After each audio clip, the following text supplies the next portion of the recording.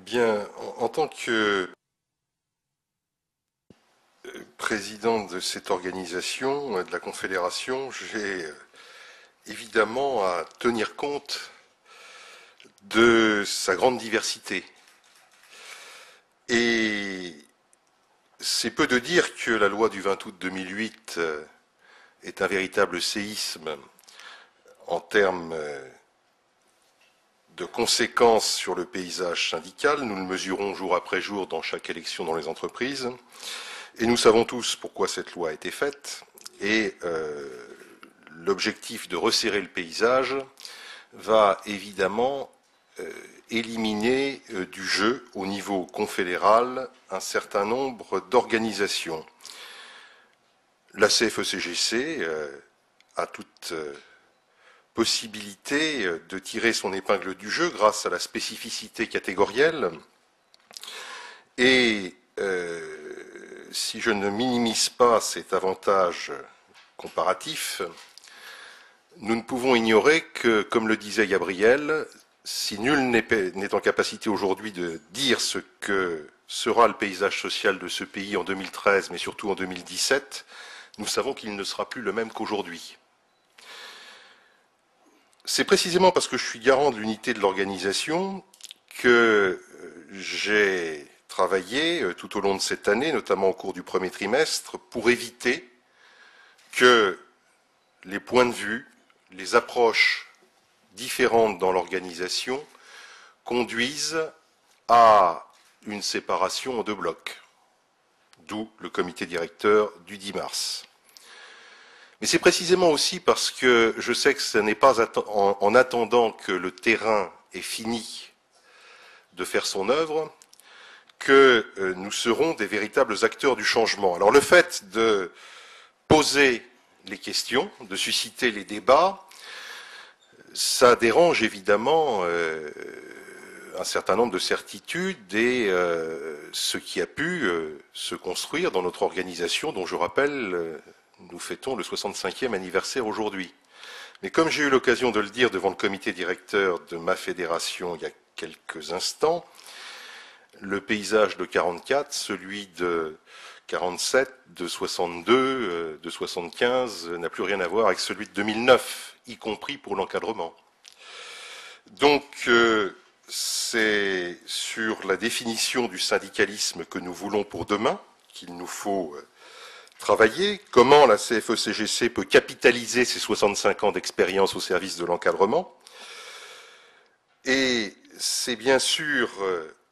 en tenant compte du fait qu'il y a une première étape qui est 2013, qui pour la CFE-CGC, si elle veut continuer à exister dans le paysage, passe par la reconnaissance sur le champ catégoriel, que je m'engage bien évidemment à continuer à tout mettre en œuvre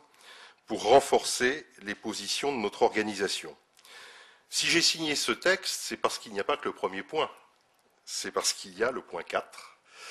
qui dit, en parallèle, poursuivre les démarches entamées dans le cadre du comité de réflexion et de dialogue visant à préparer le futur paysage syndical pour proposer une alternative crédible au modèle bipolaire CGT-CFDT. Nous renforcer dans l'encadrement, nous développer, parce qu'il y a un certain nombre d'entreprises dans lesquelles nous ne sommes pas présents, c'est important. Je considère que cette loi du 20 août, en l'état, est un affaiblissement supplémentaire du syndicalisme. J'ai déjà eu l'occasion de vous le dire. Quand rien n'est mis en place pour développer l'attractivité du syndicalisme, quand on a comme conséquence de la loi de faire chuter des syndicalistes qui, pour beaucoup, arrêtent, voire se repositionnent vers d'autres organisations, au global, il y a un affaiblissement du syndicalisme. Notre volonté, avec les valeurs qui sont les nôtres, c'est bien de renforcer la représentation et la capacité d'intermédiation au service de notre économie, de nos entreprises, de nos emplois, des salariés, de leur niveau de rémunération et de leur protection sociale. Pour autant, ce n'est pas en attendant 2013 ou 2017, si nous ne bougeons pas, que nous permettrons d'avoir les liens qui conduisent à ce que on se connaisse mieux et nous soyons prêts à construire quelque chose ensemble avec d'autres organisations qui sont proches ou pas trop éloignées de nous. CFTC, UNSA, pourquoi pas certains éléments de force ouvrière. Donc c'est ce travail en parallèle qu'il nous faut conduire et j'ai bien indiqué tout à l'heure que je comptais beaucoup sur une fédération que je connais bien, qui était effectivement une capacité militante et qui a démontré son savoir-faire, pour continuer à renforcer la CFE-CGC parce que notre organisation est une organisation, sans doute comme d'autres, mais l'ayant vécu depuis 27 ans de l'intérieur, je suis bien placé pour en parler, où un certain nombre de structures se sont souvent fait la guerre entre elles. Si nous ne sommes pas en capacité, compte tenu du fait que nous sommes devenus totalement interdépendants des sections syndicales à la Confédération, en passant par les structures territoriales et les structures professionnelles, si nous ne sommes pas en capacité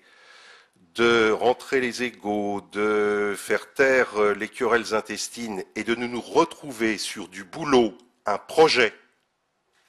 je porte un projet, eh bien, je ne pense même pas que ça attende 2013 pour que nous constations que la CFE-CGC est en grande difficulté. Il y a du travail, il y a une diversité dans l'organisation, il y a surtout une diversité dans les secteurs professionnels.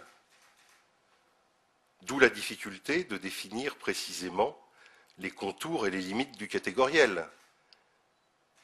Et c'est face à cela que tous les débats que nous avons en interne, je parle des débats sur les vrais sujets de fond, et ils sont nombreux et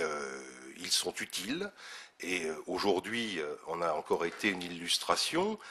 comme les débats que nous avons au sein de notre comité de réflexion et de dialogue ou notre comité directeur confédéral, nous permettent d'approfondir, de mieux cerner les enjeux, les difficultés qui sont devant nous et les réponses que nous apportons pour renforcer le syndicalisme via la CFE-CGC et à terme la construction organisée d'un syndicalisme rassemblé. Quand je dis organisé, c'est parce que nous ne voulons pas, sans être acteurs, laisser sur le terrain nos collègues livrés à eux-mêmes, en plein désarroi parfois, quand ils constatent qu'ils ne franchissent pas la barre, et quand ils sont amenés à soit retourner sur du pur professionnel, soit pour certains partir en retraite plutôt qu'ils n'imaginaient, pour d'autres se repositionner vers d'autres organisations, ce qui n'est pas le garant de la définition du syndicalisme du XXIe siècle. Et c'est aussi là-dessus que nous travaillons. Syndicalisme du XXIe siècle, c'est d'être en capacité d'être attractif pour les salariés, de leur montrer qu'on leur apporte quelque chose, et de répondre à cette dichotomie que nous constatons année après année, sondage après sondage, où d'un côté, on nous dit les syndicats sont vachement utiles, on en a une bonne image à 60 ou 70%, on compte sur eux pour faire le boulot dans les entreprises, au niveau national, interprofessionnel, au niveau international. Mais quand on pose la question, êtes-vous prêt à vous engager? Êtes-vous prêt à adhérer? Et il y a une étude de l'APEC de juillet dernier qui, justement, nous intéresse particulièrement concernant les jeunes diplômés. La réponse, c'est inférieur à 10%, et c'est plutôt 2 ou 3% qui répondent oui spontanément. Entre 2 ou 3 et 10, c'est il faudra qu'on y réfléchisse. Alors, vous le savez, je l'ai déjà à maintes reprises développé depuis 2006, l'attractivité du syndicalisme, ça passe aussi par des pouvoirs publics et un patronat qui, au-delà des discours, créent les conditions. Pouvoirs publics pour faire en sorte que nous ayons effectivement des avantages identifiés qui soient liés à l'adhésion syndicale, patronat, au-delà des grands discours, c'est bien évidemment accepter qu'il y ait des interlocuteurs représentants du personnel, y compris issus d'organisations syndicales, et pas que nous assistions à la chasse aux sorcières qui sévit encore en 2010 et que je constate malheureusement un peu tous les jours.